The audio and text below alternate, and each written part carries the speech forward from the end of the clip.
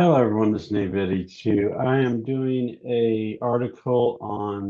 doing a video on the Declaration of Independence, and the reference that I'm using on screen will be from ushistory.org, but I will be reading the information from this book, The Penguin Guide to the United States Constitution, a fully annotated Declaration of Independence, U.S. Constitution and Amendments, and from Selective Federalist Paper, Richard Beeman.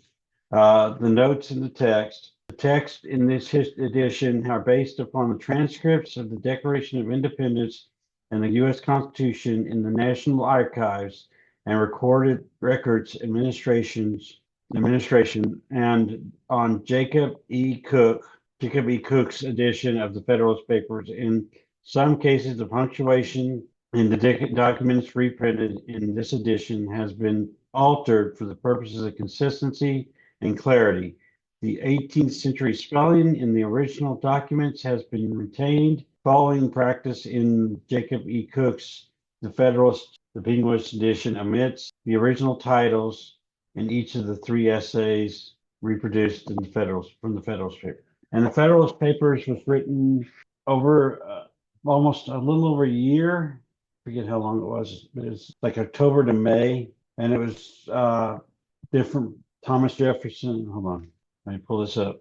The 85 essays appearing in New York City's newspaper under the pseudonym publicist between October 1787 and May 1788, not even a year, and later published as a single collection under the title The Federalist Papers, achieved justifiable fame as an important statement to American constitutional philosophy. Alexander Hamilton took the lead, recruiting James Madison and John Jay to join their efforts. There's also the Anti-Federalist Papers. So you can go into detail on those. But the Declaration of Independence. In Congress, July 4th, 1776, the unanimous Declaration of the 13th United States of America.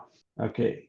When in the course of human events, it becomes necessary for one people to dissolve the political bands which have connected them with another, and to assume among the powers of the earth and separate but equal station to which laws of nature and of nature's God entitles them, a decent respect to opinions of mankind requires that they should declare that the cause which impel them to the separation. This is notation. The single opening sentence of the preamble of the Declaration of Independence displays brilliantly the ability of the document's principal author, Thomas Jefferson, to convey a wealth of meaning in just a few elegant words. It announces the Americans' intention to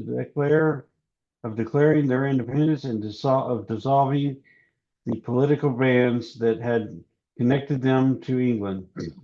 The justification for the extraordinary act was to be found in the laws of nature and of God, nature's God. Jefferson had a deist who did not believe in the God played an active hand in the affairs of mankind, nevertheless did believe that certain natural powers were God given. He believed that there was a God, but they didn't interfere in mankind's daily activities, is basically what that was. So not the religious beliefs that some religions believe. The first sentence also signals Jefferson's awareness to a compelling public statement of the reason for the decision to seek independence from England was necessary if Americans' political leaders were going to earn the support not only by the people of their colonies, but equally important of the foreign nations like France and those who supported the American military efforts against England, was considered crucial before declaring those causes which impel them to separation. However, Jefferson laid out the general philosophy on which America's quest for independence was founded. And this next part is the first couple of sentences and goes about halfway into there. So we hold these truths to be self-evident, that all men are created equal and that are endowed by their creator with the certain unalienable rights among these life, liberty, and the pursuit of happiness, that to secure these rights, governments are instituted among men, derived their just powers from consent of the governed, that whenever any form of government becomes destructive of these ends, it is the right of the people to alter or abolish it, and to institute a new government, laying its foundation on which principles of organizations its powers in such forms as to then them shall not seem most likely to affect their safety and happiness. Okay, that was a long one. Okay, let me reread this. That whenever any form of government becomes destructive of these ends, it is the rights of the people to alter or to abolish it, and to institute a new government, laying its foundation on such principles and organizing its powers in such forms as to them shall seem most likely to affect their safety and happiness. Okay, here's the notation on that. The ideas embodied in the powerful opening lines of the second paragraph of the Declaration were not Jefferson alone. The late 17th century English political philosopher John Locke had written in his second treatise of civil government and life, liberty, and estate.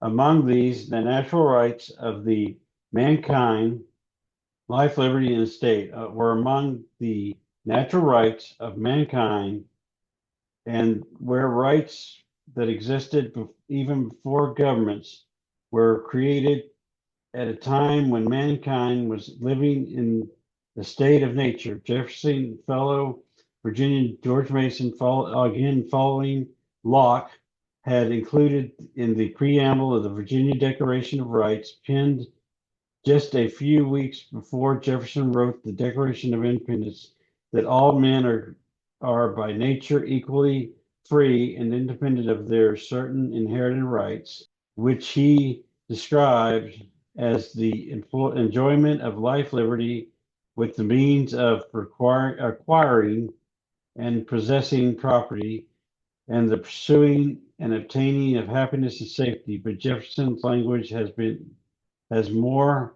forceful in simplicity.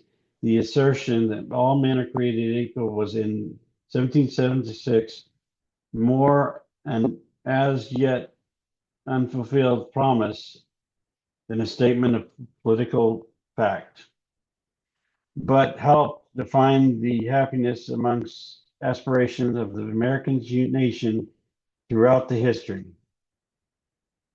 The opening lines of the second paragraph were, in fact, mere a preface to the real punch line that the paragraph and the assertions of the right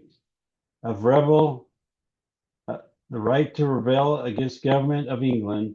Jefferson reminds his audience that the very purpose of government is to protect the natural rights of mankind, since governing governments at the time of the creation base their authority on the consent of the people whom they are governing. Then it is also the right of the people to alter or to abolish the government. It is actions threatened the very liberties and was created to protect. Resistance, where dangers of living in the society without government. Jefferson was quick to add that once the people had served their connection with their government, they must move to form a new government whose principles and powers would be supportive of the people's safety and happiness. Prudence and deed will dictate. The government's long established be changed for light or in transient causes, and accordingly all experience hath shown that mankind are more disposed to suffer while if evils are sufferable than to right themselves by abolishing the forms to which they are accustomed. But when long train of abuses and usurpation pursuing invariable the same objectives convinces a design to reduce them under absolute despotism, it is their right, it is their duty to throw off such governments and to provide new guards for their future security. Such has been the patient sufferance of these colonies, and such is now the necessity of which constrains them to alter their former system of government. Their history to present King of Great Britain is history of repeated injuries and usurpation, all having in direct objection, all having in direct object the establishment of an absolute tyranny over these states. To prove this, let facts be submitted to a candid world. And this is the notation before they lay it out. The men representing their colonies in the Second Continental Congress had reached a decision to declare independence reluctantly, even painfully. They were our deep reverence for English common law and indeed the body of law and customs that they called the English Constitution. And nearly up to the moment of independence, many of those leaders expressed great affection for the institution of the monarch. For all the reasons, for all those reasons, the man who endorsed the Declaration of Independence wished to emphasize that their decision was not one arrived rashly, that they had done everything within their power in some alternative to the decision to revolt against the authority of the crown, and that only the long train of the abuses, repeated injuries, usurpation committed by King George III had driven them to this final decision action. Although Jefferson, those those endorsing this declaration were no doubt sincere in their protestation, the independence was only a last resort after all of other peaceful means of protecting their liberties had been exhausted. The declaration descriptions of the actions and motives of the English king and government is hardly the even-handed recitation of the facts of the case. There is an element of hysteria or perhaps exaggeration for the purposes of propaganda in the charge that the actions of the king and his government were deliberately designed to reduce the American colonists, under absolute despotism, or the entire reign of King George III, an imperfect but not evil sovereign, had been aimed establishing absolute tyranny over the Americans, given this,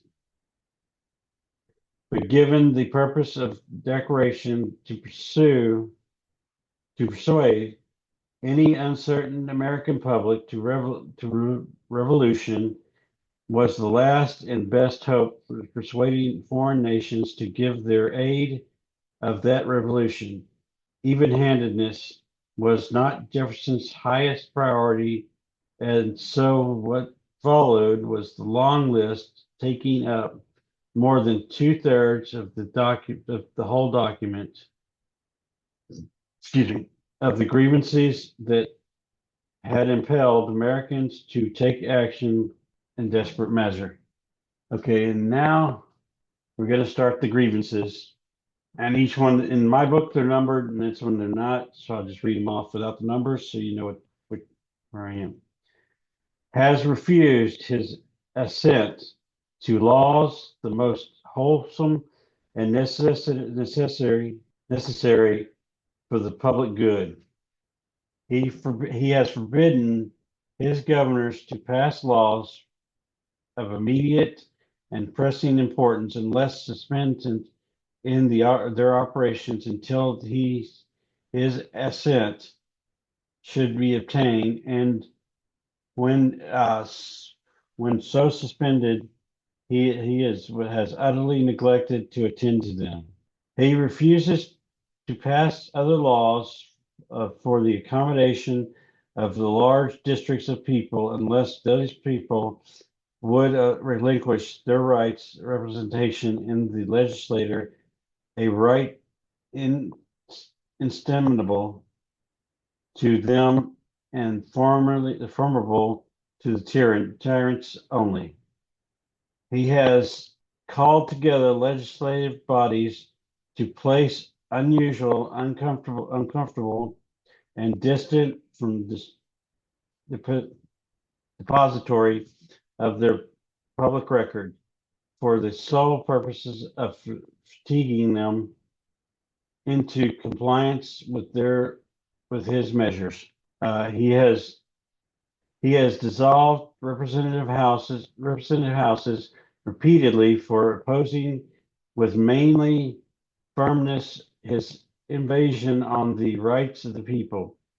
He has refused for a long time after such disillusions to cause others to be elected, whereby the legislative powers, incapable of annihilation, have returned to the people at large from their exercise, the state remaining in their meantime exposed to all dangers, invasion from without and convulsions within. He has endeavored to prevent the population of these states for the purpose of constructing the laws for naturalization of foreigners, refusing to pass others to encourage the migration hither, raising the condition of new apparitions of the land. He has obstructed the administration of justice by refusing to assent to law for establishing judiciary powers. He has made judges dependent on his will alone for the tenure of their offices and the amount of payment of their salary. He has erected multitudes of new offices and sent hither swarms of officers to harass our people, and to eat their substance. He has kept among us in times of peace and standing armies without consent of our legislators. He has effected to render the military independent of and superior to the civil powers. He has combined with others to subject us to a jurisdiction foreign to our Constitution and acknowledged by our laws, giving his assent to their acts of pretending legislation, for quartering large bodies of troops among us, for protecting them by mock trial, for punishment for any murders which they should commit on the inhabitants of these states, for cutting off our trade with all parts of the world, for imposing taxes on us without our consent, for imposing taxes on us without our consent, for depriving us in our many cases of the benefits of trial by jury, for transporting us beyond seas to be tried for pretending offenses, for abolishing the free system of English laws in a neighboring province, establishing therein an arbitrary government and enlarging its boundaries so as to render it all at once an example of fit instrument for introducing the same absolute rule in these colonies, for taking away our charter, abolishing our most valuable laws, and altering fundamentals, the forms of our government, for suspending our own legislator and declaring themselves invested with powers to legislate for us in all cases whatsoever. He has abdicated government for here by declaring us out of his protection and waging war against us. He has plundered our seas, ravaged our coast, burnt our towns, and destroyed the lives of our people. He is at this time transporting large armies of foreign mercenaries to complete the works of death, desolation, and tyranny already begun with the circumstances of cruelty and perfidy scarcely paralleled in the most barbarous ages and totally unworthy of the heads of the civilized nation. He has constrained our fellow citizens to taken captive on the high seas to bear arms against their country, to become the executioners of their friends and brethren, or to fall themselves by their hands. He has excited domestic insurrection among us and has endeavored to bring on the inhabitants of our frontier the merciless Indian savages whose known rules of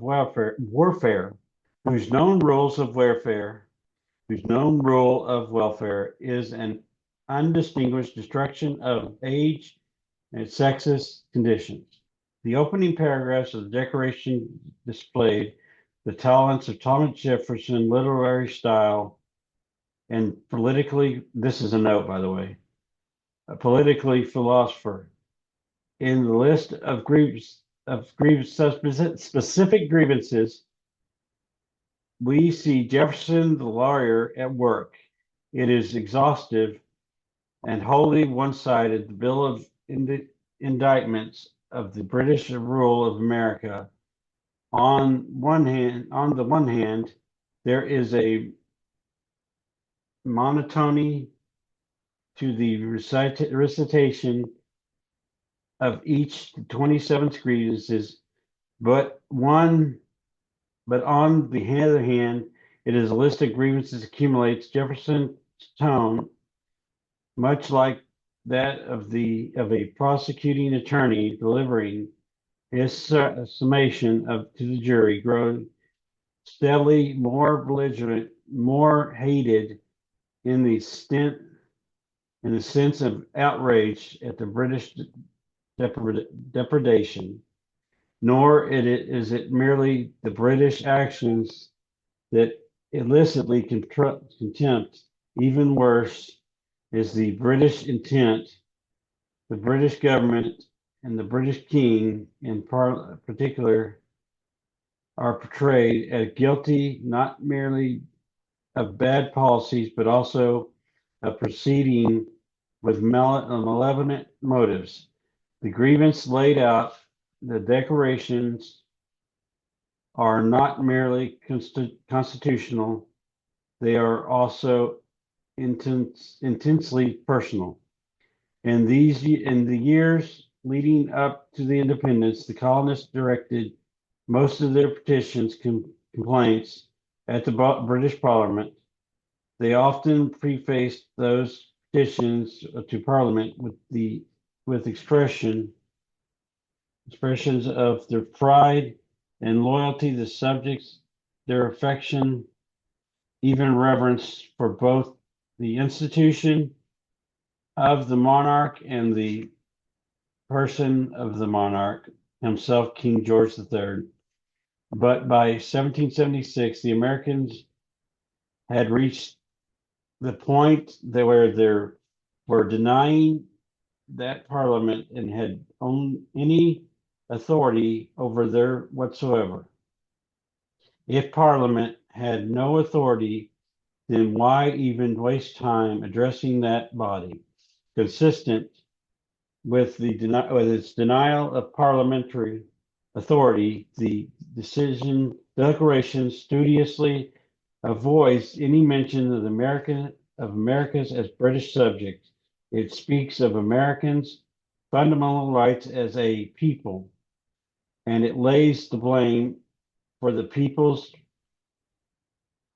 travail squarely on King George III and the he to whom most of the grievances refer. The decision to direct their ear at the king rather than the parliament signaled that the Americans' intent to effect a fundamental shift in their allegiance to sever altogether their relationship with their mother country as represented by the king. Buried in this is still a note, people. Buried in the long grievances of the 17th, of the 17th, buried in long list of grievances, 17th of the 17 or 27. 17th of the 27 is a complaint with which we conflict with England ultimately began, from which nearly all other grievances flowed. The denunciation of the king for imposing taxes on us without our consent, the American insistence that the British Parliament have no right to tax them without their consent, provoking the first sustained colonial protest, beginning with the Sugar and Stamp Act of 1764 and 1765, respectively, and continuing with the Townshend duties of 1768, the Tea Act of 1773. That this particular grievance appear in the middle of the list suggested how far Americans had come in their opposition to the British control over their affairs.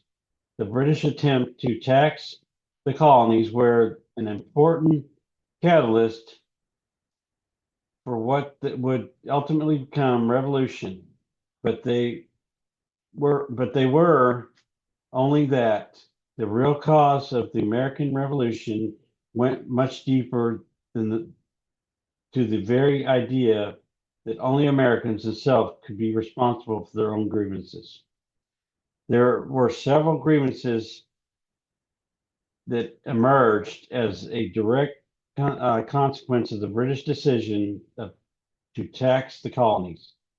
The 10th grievance accuses the king of sending a swarm of officers to harass our people, an accusation that no doubt refers to the British government decision to send additional customs officers into Americas to attempt the collective and new taxes imposed on the Americans. The 11th Grievance condemns the king for sending standing armies and Americas in a time of peace. From the British point of view, the troops, excuse me, excuse me. From the British point of view, the troops were sent to aid customs officers in carrying out their duties to keep the peace in a that situation that, from Parliament's perspective, was growing increasingly disorderly. From the Americans' point of view, however, the decision to send the troops was one of the most ominous. From it raised the specter of military despotism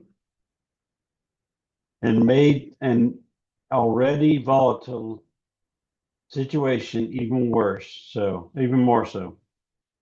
Adding insult to injury, decision to send troops to America was accompanied by another parliamentary act that ordered Americans to provide lodging for those troops, the subject of the 14th grievance and the 13th grievance, the subject of the 14th grievance. The 13th grievance, one of the most convoluted in the list, charges the king with combining with others subject us jurisdiction foreign to our constitution. Those others were apparently the British Parliament, which in Declaration Act 1766 had asserted its right to legislate for the colonies in all cases whatsoever, and the Board of Trade, which was charged with enforcing the new taxation imposed on Americans. A significant number of grievances, 9 in all, deal with the encroachment on the rights of the provincial legislator of the colonies. The king is blamed for refusing to approve laws passed by legislators, number one, for instructing his governors to prevent laws already passed from going into effect, number two, for not allowing laws to go into effect unless the people give up the right to representation in the legislature. Number three, for the call in the legislators into a session at a time in a place that make it difficult for them to do their business. Number four, for forcing colonial legislators to adjourn and then prevent them from doing their business against their wishes. Number five, for refusing to call for a new election of representatives, making it impossible for new sessions of the legislature to begin their business and leaving the colonies without a functioning government. Number eight, for refusing to agree to laws established in provincial courts, thus threatening the colonies over control over their own judicial power. Number eight, for revoking the charter of government under which the colonies operate, in process abolishing their laws. Number 21, and finally for suspending and in fact abolishing some of the colonies' legislators, thereby depriving colonies of their rights to govern themselves. Number 22.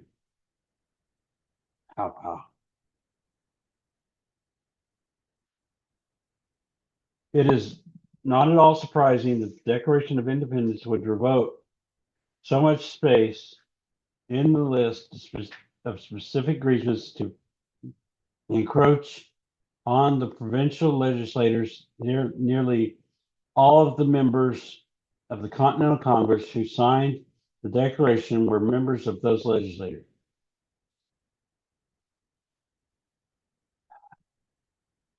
They had taken pride in their independence and autonomy of their legislator.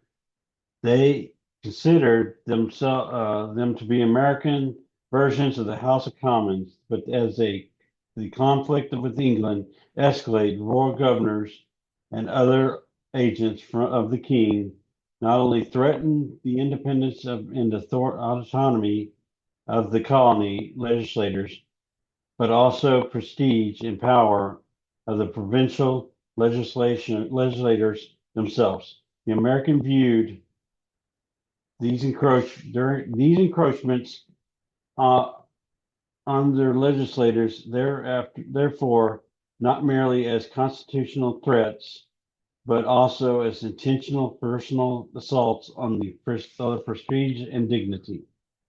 Several of these grievances deal with the imperial government interference with the American judicial process, making colonial judges depended on British government for their own or for their continuation in office and for their salaries. Number 9, depriving the colonies to the right to trial by jury. Number 18, attempting to transport some colonists accused of crime back to Great Britain to be tried there rather than the colonial court. Number 19, and protect British troops by mock trial for punishment from any murders which they should commit on the inhabitants of these states. Wow. Number 15, this last grievance, which most likely refers to the trial of the British soldiers involved in the British Boston Massacre of 1770, was not wholly fair. Although the British soldiers accused of killing 5 Bostonians in a scuffle were acquitted, they did receive a fair trial indeed. American patriot leader John Adams stepped forward to defend them. If the American grievance began with taxations and gradually extended to perceived threats to the colony's legislative and judicial process, still others grievances came there to the fore in the years immediately preceding the independence. It was these grievances that provided much of the emotional dynamic in the American opposition to British rule. When in response to the British Tea Party, Parliament passed the package of acts that came to be known as the Coercive Acts. Americans faced new, increasingly ominous threats to their liberties. The Massachusetts Government Act had the particular effect of replacing Massachusetts royal government and charter with military government headed by General Thomas Gage. Actions reported in the 12th and 21st grievance, which accused the king of rendering the military superior to civilian power superior power and of altering fundamental forms of our government. The 16th grievance, which complains of British indicts that cut off American trade with all parts of the world, was responsible for the British Port Act, which closed Boston's port to all trades until the town's citizens paid for tea they had thrown into the harbor.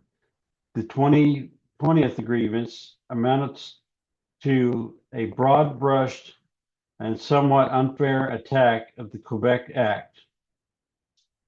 The intention of the act was to take the first step in organizing the vast territories in Canada that England had acquired after its victory over France in the Seven-Year War.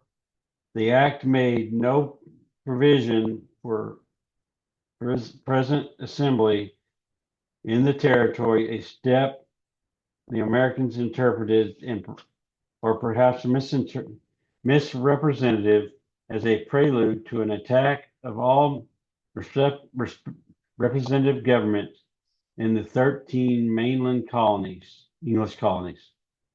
The final five grievances on the list build to a crescendo of outrage over British action occurring after the outbreak of the actual war in April 1775. The 23rd grievance acknowledges the reality of the state of war, but places the blame for the state entirely on the king.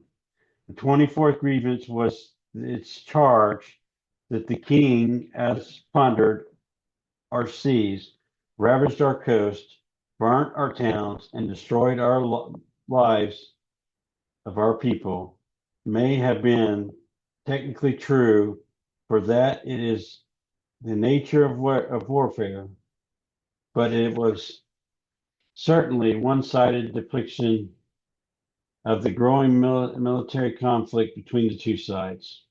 Whew. Still going. This is still notes, by the way, people. The 25th grievance, which condemns the king for sending a foreign mercenary, German Hessian soldiers, to help British Army fight its wars to subdue the colonies, escalates the war of the world, the war of words, still further, with charge that the whole aim of this foreign troops was to complete the works of death, desolation, and tyranny, all carried out a manner that was scarcely paralleled in the most barbarous ways, in the most barbarous ages. Sorry. Whew. In December 1775, after reading the rejection so-called Olive Branch petition from the Continental Congress, King George III declared the colonies in a state of rebellion, and in support of that declaration, Parliament passed the Prohibitory Act, effectively declaring war on American commerce on the high seas and making any sailor on the American merchant ship liable to seizure and subsequent impressment into service of the British Navy. The 26th grievance, with its laminate that the victimized Americans were being forced to become executioners of their own friends and brethren, or to fall themselves to their own hands. Once again, law lays the blame not at the doorstep of the Parliament, but at that of the king. The final grievance in the declaration list, 27, it is extraordinary in several ways. The immediate source of the grievance was the proclamation of Virginia Royal Governor Lord Dunmore, who promised freedom to any Virginian slave who deserted their master to fight on the side of the British. There is considerable irony as well as tragedy in the fact that it was Lord Dunmore's offer of freedom to slaves to join the British cause that convinced Virginia owning classes that the British were intent on robbing them of their liberties. Indeed, the intent on enslaving them, nor was it the inciting of domestic insurrections alone that alarmed Americans. The final grievance goes on to denounce the king for inciting the merciless Indian savages whose known rule of warfare is an undistinguishable destruction of all ages, sexes, and conditions, to make war against the white English colonists, while the king and parliament were hardly blameless in the matter of inciting the Indian violence on the American frontier. The American colonists themselves, by the relentless move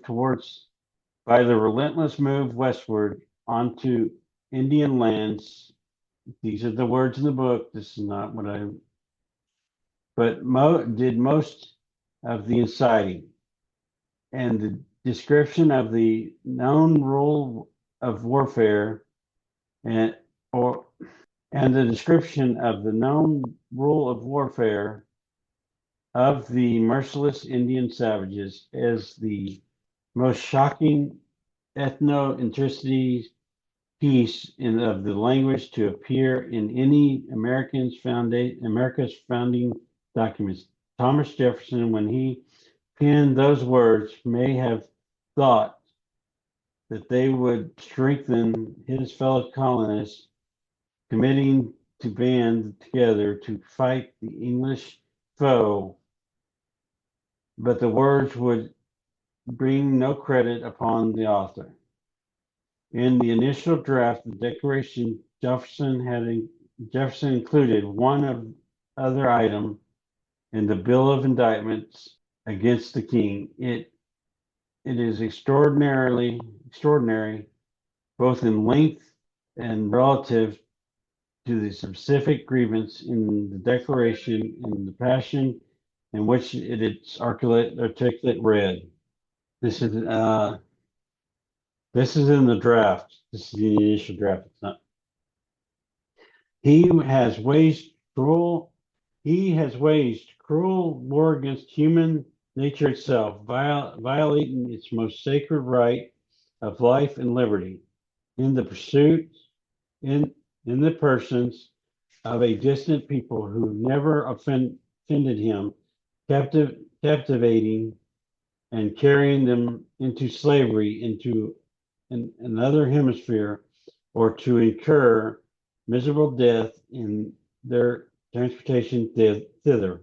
Heretical warfare, the opprobrium of infidel powers, is the warfare of the Christian king of Great Britain, determined to keep open a market in which men's capitalized, should be bought and sold.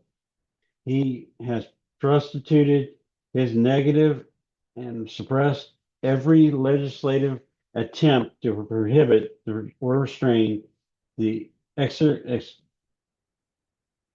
execrable commerce, and that this assemblage of horrors might want no fact of distinguished die. He is now exciting those very people to rise in arms among us and to purchase the liberty of which he has deprived them by murdering the people among whom he also obtruded them, thus paying off former crimes committed against the liberties of one people with the crimes in which he urges them to commit against lives of another. This is a notation. Clearly, the American colonists were not innocent and unwilling victims of the British attempt to impose the institution of slavery upon them. And of course, Jefferson own history as a slave owner. He owned at least 100 and perhaps as many as 200 slaves at the time he wrote these lines, raises doubt about the consistency and not the sincerity of his indictment of British complicity in the slave trade. As things turned out, Jefferson's statement of principle is that what it was did not survive the drafting committee's review. As Jefferson recalled, his condemnation of the slave trade was struck out in compliances to South Carolina and Georgia, who had never attempted to restrain the important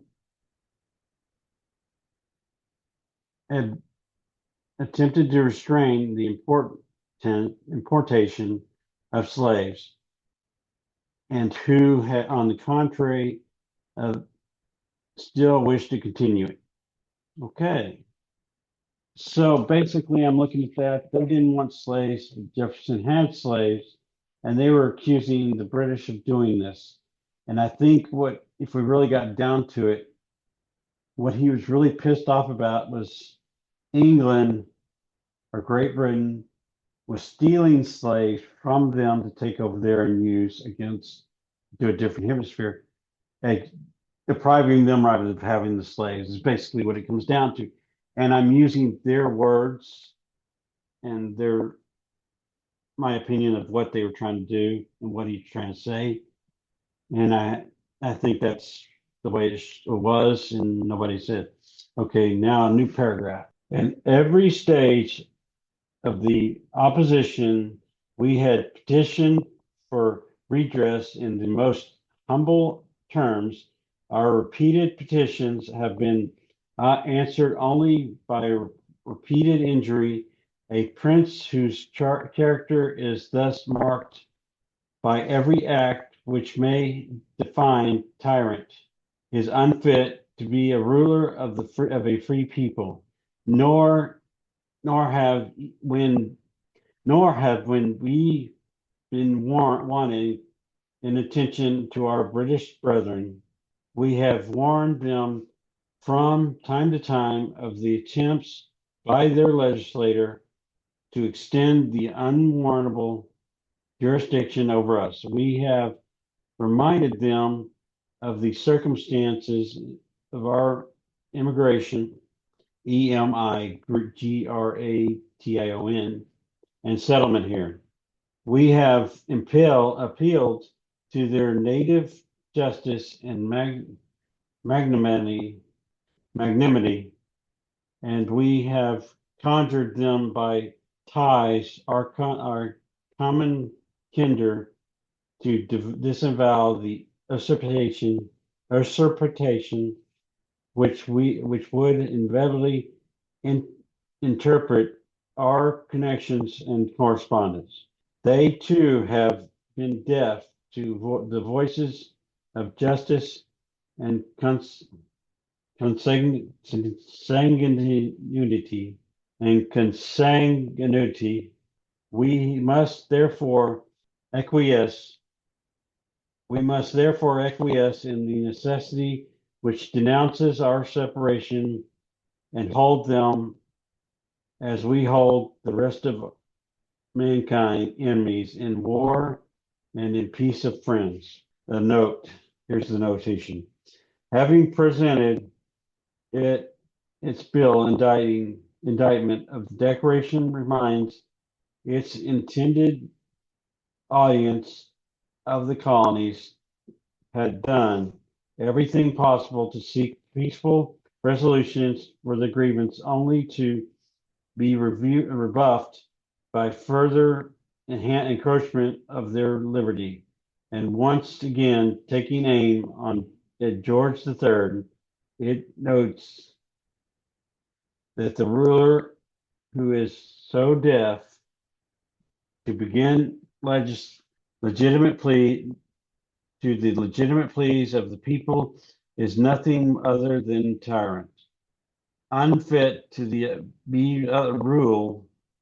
unfit to be ruler of a free people. Nor was the king alone who had turned a deaf ear to the colonies' pleas, deaf ear to the colonists' pleas. The Americas had warned the British brethren of the injustice committed upon them, but the British people as well seemed deaf to the voice of justice and consanguinity. Reluctantly, the Americans were forced to a conclusion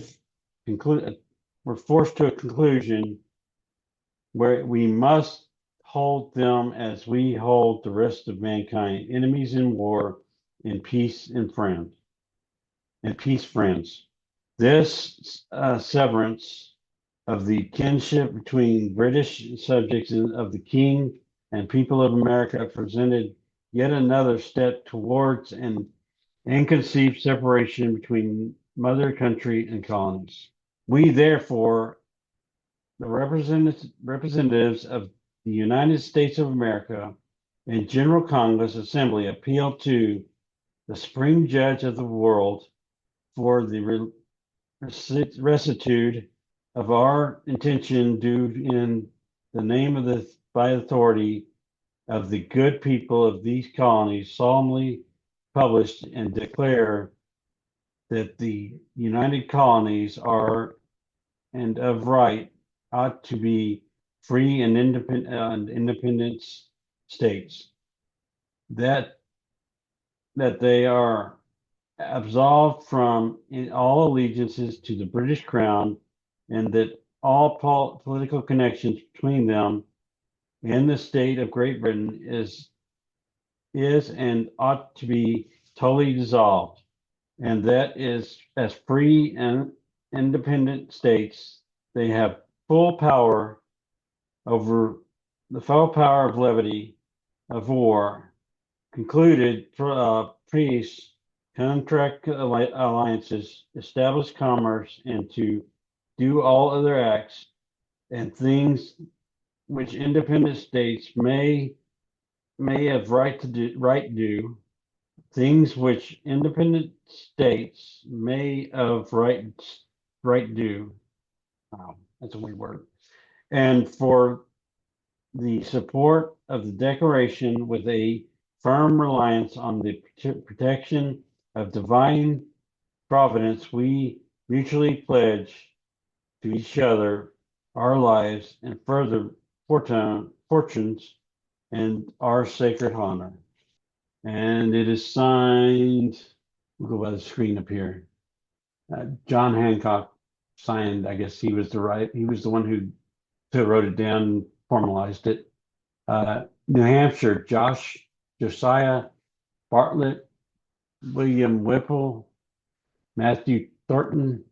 Massachusetts, John Hancock, Samuel Adams, John Adams, Robert Treat Payne, Elbridge Jerry,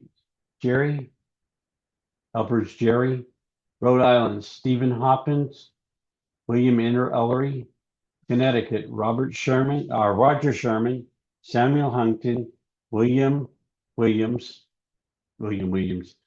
Oliver Wolcott, New York, William Floyd, Philip Livingston, Francis Lee, Lewis Morse, New Jersey, Richard Stockton, John Witherspoon, Francis Hopkins, John Hart, Abraham Clark, Pennsylvania, Robert Morris, Benjamin Rush, Benjamin Franklin, John Morton, George Clymer, James Smith, George Taylor, James Wilson, George Ross, Delaware, Caesar Rodney, George Reed, Thomas McKean, Maryland, Samuel Chase, William Pecca, Thomas Stone, Charles Carroll of Carrollton, Virginia, George Wythe, Richard Henry Lee, Thomas Jefferson, Benjamin Harris, Thomas Nelson Jr., Francis Lightfoot, Lee, Carter Braxton, North Carolina, William Hopper, Joseph Hayes, John Penn. South Carolina, Edward Rutledge, Thomas Haywood Jr., Thomas Lynch Jr., Arthur Middleton. Georgia is Gwinnett, Lyman Hall, George Walton. And those is undersigned and here's the notation. As declaration reaches its conclusion, it asserts the first time that the contemplated action is one taken by representatives of the United States of America, and then comes the operative sentence of the Declaration of Independence that these United Colonies are and of right ought to be free and independent states.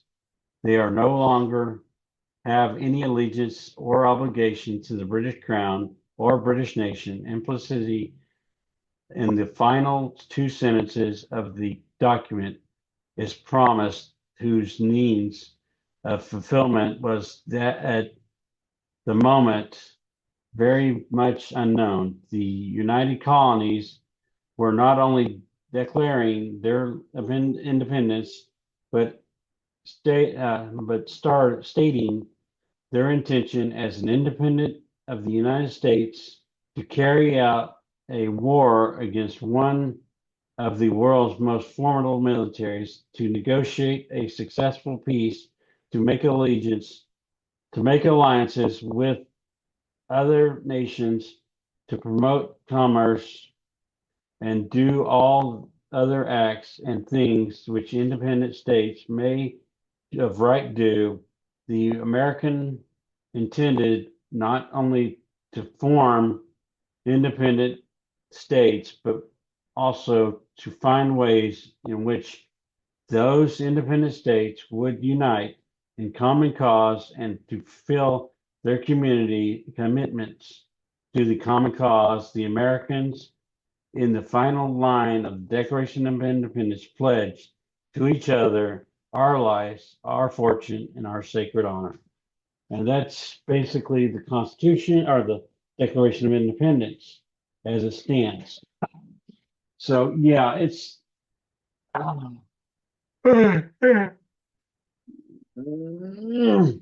stop sharing. Okay, yeah, that's the Declaration of Independence, which is not a governing document, kind of lays out the grievances they had towards Britain.